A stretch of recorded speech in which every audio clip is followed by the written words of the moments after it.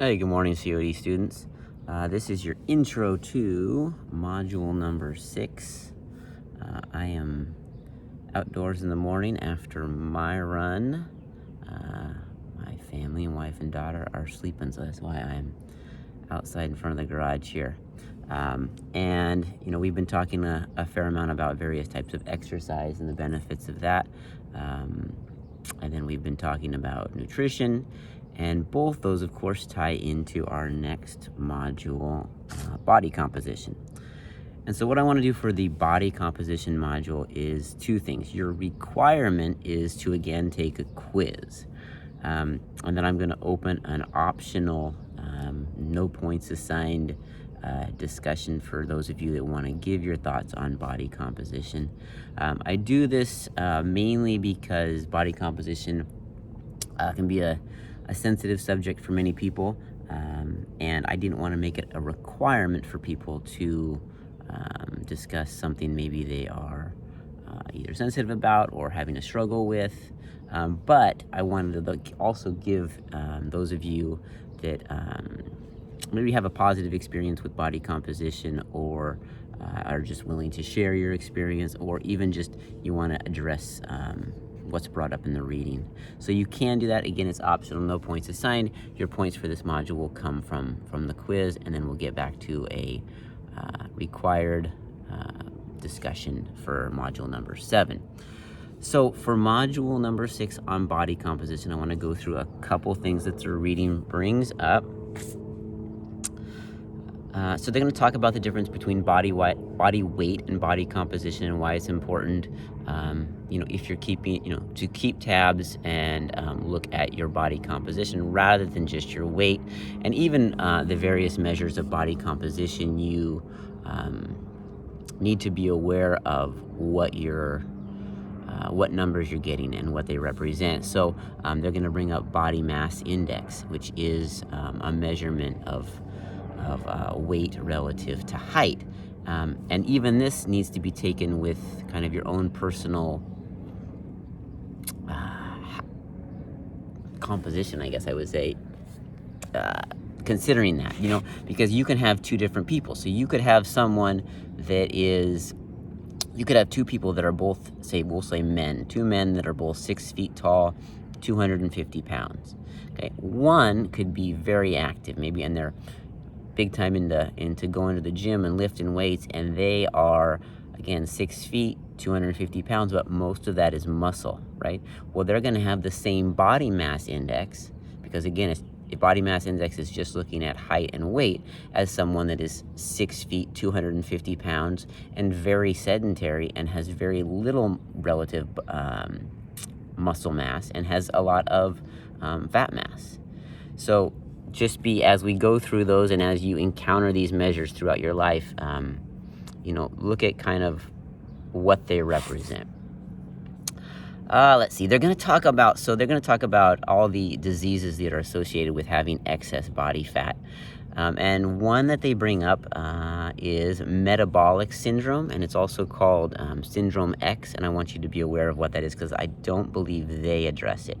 So to qualify to have metabolic syndrome, it's a 5-part criteria, and it's important to know about this condition, or if you have this condition, because it puts you at risk for other conditions, right? It's been highly associated with other conditions. So first of all, to have metabolic syndrome, you're going to have someone would have to have excess body fat, mainly contained around the waist. Their cholesterol values are going to be off, in that their overall cholesterol is going to be high, and their good cholesterol, because there are cholesterols that your body needs, your good cholesterols are going to be low. You are going to have, not you hopefully, but the person that has metabolic syndrome would have high blood pressure or hypertension, and they would also have high blood sugar values. So if someone has those 5 criteria, they could then be diagnosed with metabolic syndrome, and that puts that person at risk for stroke, cardiovascular disease, other heart issues, diabetes, type 2 diabetes. So just something to be aware of as you go through the reading.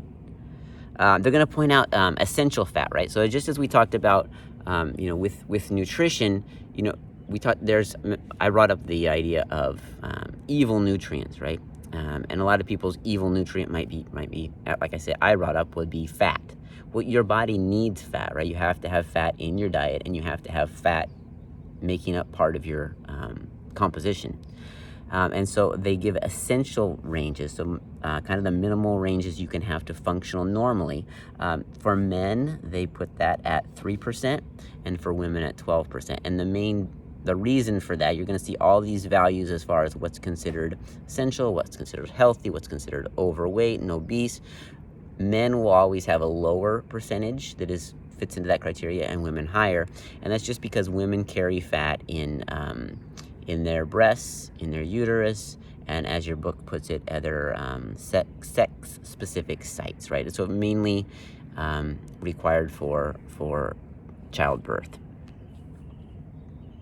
or for being pregnant and childbirth. All right.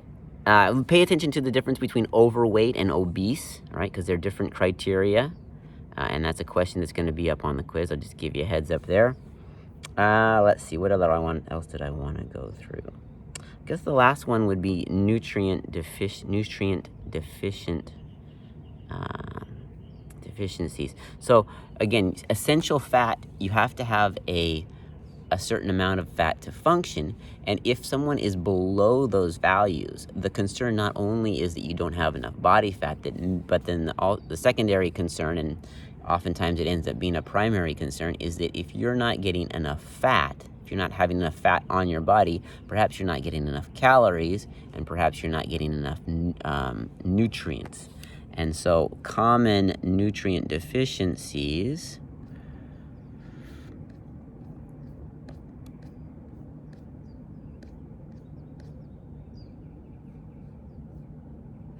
here we go. So you could be anemic, right? So it's a low red blood cell count. Potassium deficiencies are common, and so are iron deficiencies. And then the last thing we'll talk about here is how body composition is measured. Now the gold standard, if you're not familiar with that term, is just kind of the best method you can use. Used to be hydrostatic weighing. And that's where you probably have seen pictures or videos. They essentially, you sit on a scale, but you're underwater. You're completely submerged. You blow out all your air, and they're looking at how much you weigh underwater, because fat is largely buoyant, and muscle and other tissues would sink, are more dense.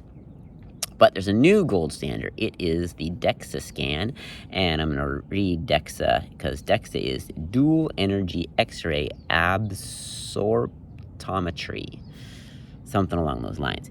But what the difference here is, and why it's the new gold standard, it's been around for a while. I know I encountered it in 2005 or 6 when I was in graduate school, but it's now more readily available. And it will not only tell the difference between your fat mass and your fat-free mass in your body, but it can also distinguish between such tissues as muscle and bone. So it just gives you a better idea of body composition, more accurate. So, like I said, your assignment this time for this module number 6, is to complete the reading, take the quiz. I believe I gave you 2 chances to get your best score for the quiz, and then if you want to, completely optional, you can give us your thoughts on the reading or your personal experiences with body composition in the optional discussion that I opened. And then, as always, reach out to me if you have any questions or comments you want to convey to me personally, or if you have some questions on body composition that you want to deal with, just a one-on-one level. And this is all due on Friday the 14th by midnight. Take care.